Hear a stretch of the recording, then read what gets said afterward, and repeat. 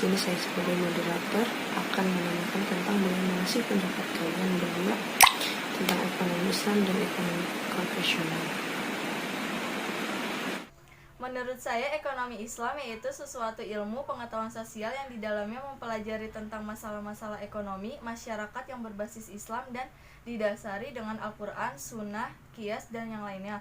Maka dari itu masyarakat akan dikendalikan bagaimana cara memenuhi kebutuhan dan menggunakannya sesuai dengan ajaran Islam.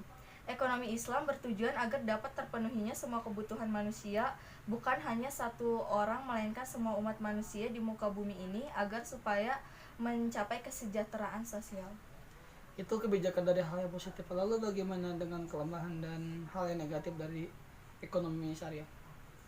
Kelemahan dari ekonomi Islam ini yaitu mensyariahkan bank syariah. Selama ini banyak orang di Indonesia yang berpikir bahwa institut keuangan khususnya bank adalah sebuah institusi yang menggunakan riba. Maka oleh dari itu, cara menanggapinya adalah dengan menggunakan prinsip tanazu al-haq, yaitu sesuatu pihak dapat melepaskan haknya untuk diberikan pada pihak lainnya, sehingga secara ekuivalen tingkat bagi hasil menyamai tingkat suku bunga di bank konvensional.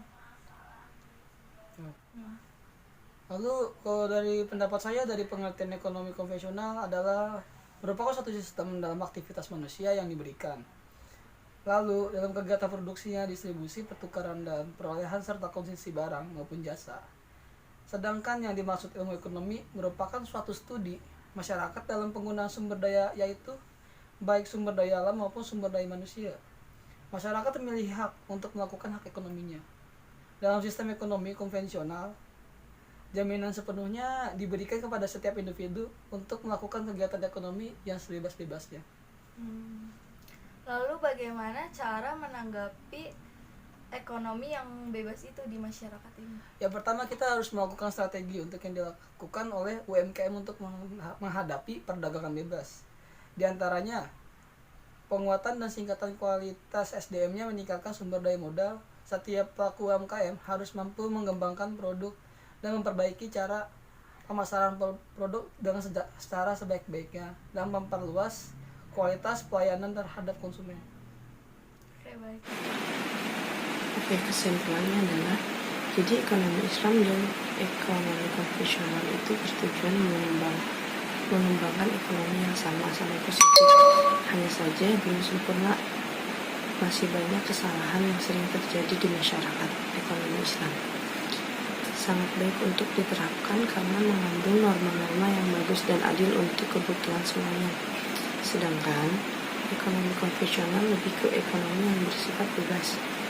Di dua ekonomi mempunyai kontrak yang masing-masing, seperti riba bisa diatasi dengan prinsip tanasi al-haq, yaitu pihak yang melepaskan haknya untuk diberikan pada pihak lainnya.